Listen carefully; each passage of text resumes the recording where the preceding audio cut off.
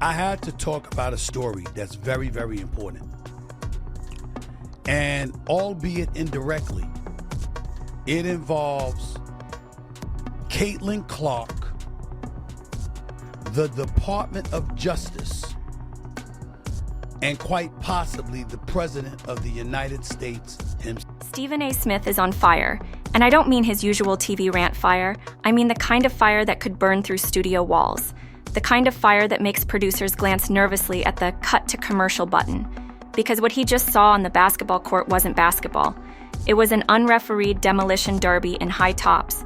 And in the middle of it all was Caitlin Clark, the most marketable, magnetic, game-changing player the WNBA has seen in decades, getting tossed around like a rag doll in a wind tunnel, slammed to the hardwood, tripped, elbowed, poked in the eye, hip-checked into next week, and somehow, in the twisted logic of this league, still ending up with the technical foul, because apparently in the WNBA, because it seems like the sisters are bullying the little girls, or the older players are bullying the younger girls. I don't want to make it about race because I've seen white girls bullying the young white girls. I've seen the black girls bullying the young white girls. I've seen surviving an assault and looking at someone the wrong way is worth the same penalty. Stephen A. remembers exactly when this story started, when Caitlin Clark was left off the 2024 U.S. Olympic roster, a move so baffling and tone-deaf that he called it stupid at the time. And now, months later, that snub looks like the opening chapter of a longer, uglier story. One where jealousy, ego, and politics are working harder than any defense in the league to make sure Caitlin Clark's ride is as miserable as possible. And the proof isn't hiding in the shadows. It's playing out on national television in front of sold-out crowds, in slow-motion replays shared millions of times on social media, in comment sections where fans are debating whether the targeting is about her rookie status, her media attention, her race, or just the simple fact that she's better than most of the league already. Stephen A. never one to tiptoe around the truth, says it plain. This isn't basketball. It's sabotage, a petty, clumsy, and dangerously obvious campaign. Read to y'all the opening couple of graphs, because I want you to hear the impact of this. This is serious. This is serious. And I could say it with my team here, having the footage and the receipts to back me up. I could be in that I told you so mode. I really, really could. But I ain't gonna do that, because I'm in a good mood. I'm gonna be chill. But I could have said to take down the one player who has single-handedly pushed the WNBA into mainstream conversation. And he's not joking about bringing in subpoenas, witnesses, the Department of Justice, and maybe even Judge Judy to figure out what in the hell is going on. Because when you've got federal language about disparate treatment and reasonable cause for a civil rights probe being thrown around in connection to women's basketball, something has gone way beyond hard screens and playoff fouls. The stats tell their own story. Since Caitlin Clark's arrival, Indiana Fever merchandise sales have soared over 600%. Viewership has jumped 170%. The team's value has tripled. WNBA League Pass subscriptions are up more than 300%. The 2024 draft pulled in 4 million viewers, the most in history. And yet, instead of wrapping this kind of player in bubble wrap and using her momentum to lift the entire league, Clark has done for the women's NBA what Michael Jordan once did for the NBA. Made it more valuable, watchable, and marketable. Instead of protecting its transformative star, the league's leadership ignores the relentless targeting of the WNBA has let her be hacked, slammed, shoved, and cheap-shotted until she's already had 4 separate injuries in just a month and a half. Injuries that would make any front office nervous if they actually cared about protecting their investment. But the silence from leadership is deafening. Commissioner Kathy Engelbert has been quieter than a mouse in a library.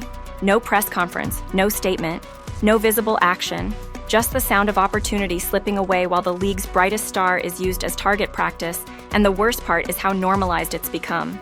How some players proudly admit on podcasts that Clark needs to earn her respect, as if respect now means enduring open-season assaults.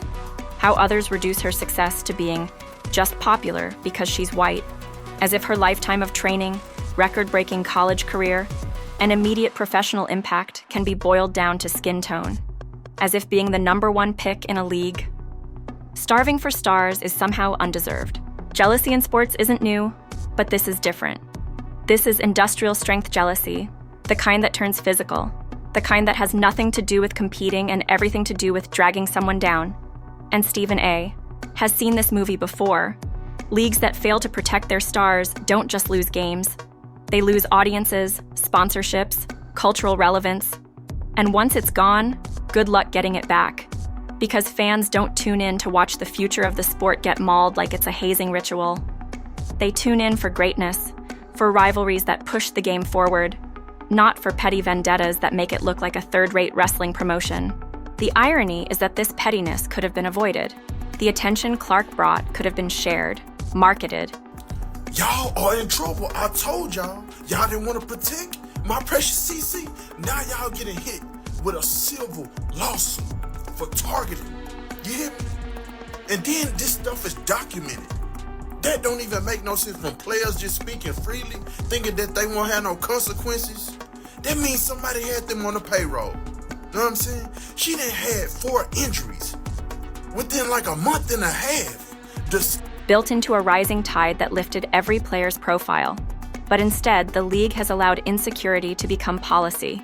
And now every night is another round of, how hard can we hit her before the refs call something? And speaking of refs, the officiating has been an embarrassment. Foul calls as random as a slot machine. Some nights whistling every bump. Other nights letting Clark get hammered with no call, then hitting her with a technical for daring to react. And ESPN isn't helping by spinning this as her learning the ropes, when the reality looks more like she's auditioning for a stunt double role in an action movie. And through all of this chaos, Caitlin Clark just keeps playing, keeps hooping, keeps dropping points on teams that are clearly more interested in making a statement than stopping her. She's not whining in post-game interviews. She's not begging for sympathy. She's not flopping to get calls. Happening, and has been happening over the last few months, is because of Caitlin Clark. I got some of the stats in front of me to validate it. Because you see, I bring receipts. And I'll get to why I'm really pissed off in a few minutes. WNBA Draft 2024 drew 2.4. She's just doing her job better than most of the people trying to take her out, which only seems to make them angrier. Like every made three-pointer is a personal insult. Every sold-out arena is a reminder of what they don't have. And every headline is another reason to teach her a lesson. Stephen A. compares her impact to Michael Jordan's early days in the NBA, a rare, once-in-a-generation star who could make women's basketball not just relevant but must-watch, and warns that if the WNBA fumbles this, they'll be right back to midnight rerun time slots and empty seats. Because without Clark's ratings power and cultural pull, Star.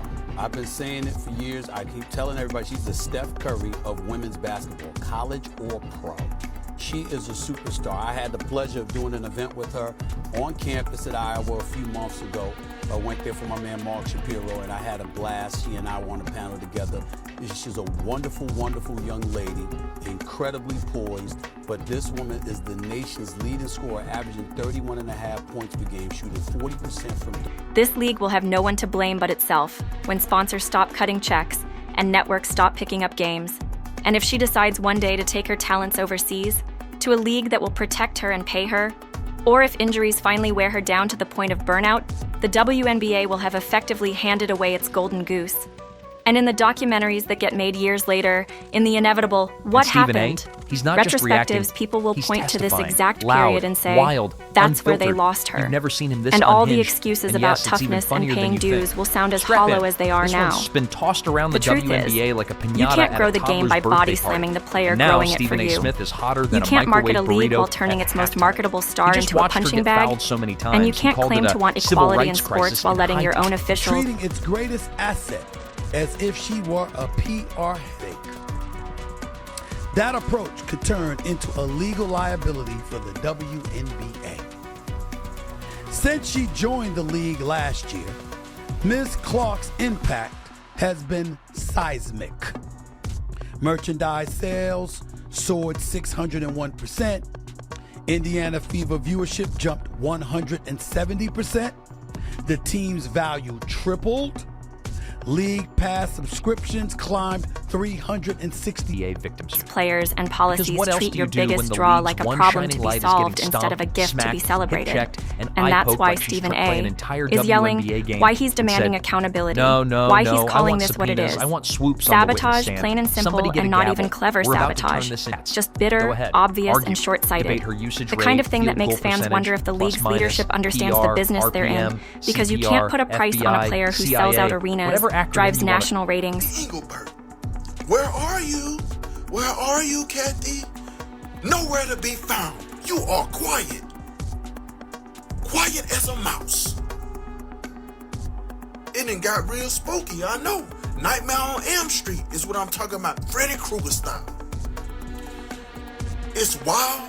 See, my problem with you is you don't First launched by Pure Triples Hope a franchise's and a value 1990s fax and machine. brings in fans who've She's never bringing watched in new before. fans, sold out But you can arenas, absolutely headlines, measure actual the buzz. cost of losing And her, what does she get and in that's a return? bill the In respect now WNBA can't means afford to survive pay. blunt force So trauma, the question for now forward isn't whether behind, Caitlin slam Clark to can the handle the floor, heat. and then, She just clearly for fun, can. She gets the The question technical is foul. whether the Oh, league has the logic. guts, the Somewhere in an vision, alternate and the universe, basic Rodman common is sense looking to at this step league in like, and protect the even I one wouldn't go player, that far. keeping them in But don't worry, headlines for Stephen the A. right is here for reasons. justice. He's Before calling she's it what gone, it is. And before the reaction? opportunity is wasted, Oh boy.